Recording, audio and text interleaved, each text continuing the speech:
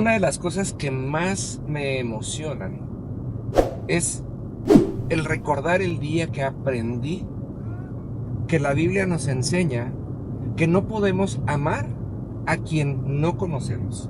Y fíjese, normalmente lo usamos al revés. La gente tóxica está todo el tiempo hablando de lo que conoce de las personas y entonces dicen, ay, este es así, y es así, y es así, y cha, cha, cha, ¿no? Pero fíjese qué interesante es esto.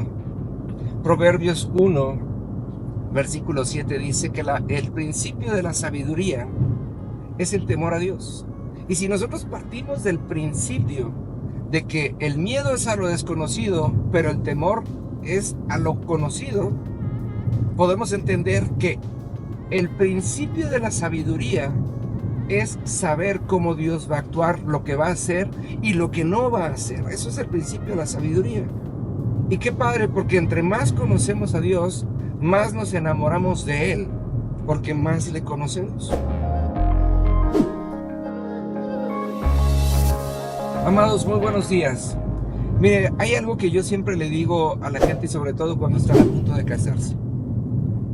Nadie ama verdaderamente a su pareja, sino hasta a partir del primer día, después de haberse casado, después de haber ido de luna de miel, y llegan a su casa el primer día. Porque entonces es cuando llega el verdadero yo, el hombre que deja las cosas tiradas, la mujer que es un poquito obsesiva o que tiene muchas expectativas que no ha dicho, y entonces empiezan a negociar con los caracteres del uno y del otro. Y entonces es cuando empiezan a tener que tomar la decisión todos los días de permanecer con su pareja. Y entonces se forma el verdadero amor que viene del conocimiento del otro. Porque en el noviazgo y en el quedar bien, pues cada quien se regresa a su casa, pero ya en el convivir 24 horas y ahora sí que literalmente tener que desnudar nuestra intimidad y nuestra verdadera manera de ser delante de las personas, híjole, o sea, hay quienes pudieran no estar de acuerdo o quienes pudieran asustarse. Y el amor empieza a nacer el primer día del matrimonio, cuando verdaderamente empiezan a tratarse en la rutina del día a día. Entonces, amados, el tema es este.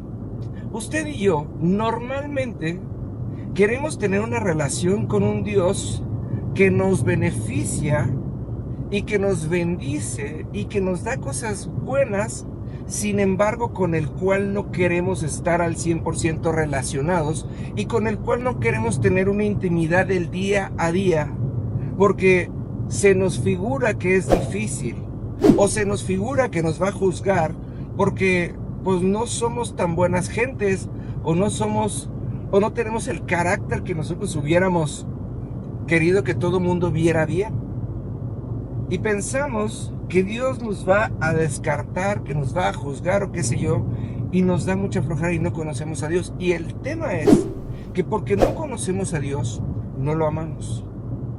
Estamos hablando esta semana sobre este pasaje en donde Jesús es rodeado por los fariseos que le quieren poner una trampa y le preguntan, Señor, ¿cuál es el más importante y el más grande de los mandamientos? Y él dice, el más importante y el más grande de los mandamientos es, amarás a tu Dios con todo tu corazón, con toda tu alma y con toda tu mente. Y entonces me pongo a pensar, y entiendo esto que es muy importante, amados. Cuando la Biblia enumera cosas, las enumera siempre en un orden, y todo este orden tiene una razón de ser. Y dice, primero tenemos que conocer a Dios con el corazón, luego lo tenemos que conocer con el alma y por último lo tenemos que conocer con la mente. Curiosamente, usted y yo siempre queremos conocer a Dios con nuestra mente porque queremos racionalizar las cosas que son espirituales. Sin embargo, Dios nos ha enseñado mejor. Y en estos días vamos a estar viendo por qué este orden y el sentido que tiene. Ahora bien, amados, entre más conocemos a Dios, más nos enamoramos de Él. Y entre más conocemos a las personas, más nos enamoramos de ellas.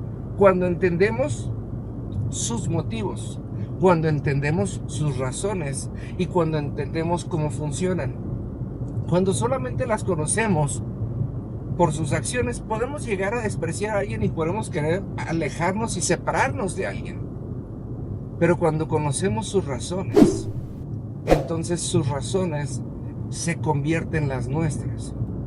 Y entonces es cuando se hace cierta esta palabra en donde dice que dos personas cuando se casan ya no son dos, sino ahora son uno, porque viven bajo las mismas razones, bajo las mismas motivaciones y bajo el mismo entendimiento. Cuando Jesús oraba y le decía a Dios: Señor, que ellos sean uno contigo, como tú y yo somos uno. Le está diciendo: Señor, mi anhelo es que ellos conozcan tus razones, conozcan tus motivos y tengan esa capacidad de hacerse uno contigo porque viven de la misma manera. Ahí es en donde se pone interesante la cosa. Porque solamente alguien que está dispuesto a dejar de vivir por sus propias razones y sus propias motivaciones va a poder hacerse uno con el otro. Dios ya se hizo uno con nosotros porque ya vino y murió por nuestros pecados, aún por los que no hemos cometido. Y vive por las razones y las motivaciones que nosotros vivimos, porque Él ha venido a prometernos que tendremos vida y vida en abundancia. Entonces, amados, yo creo que vale la pena tomar en cuenta lo que platicábamos en el video de ayer.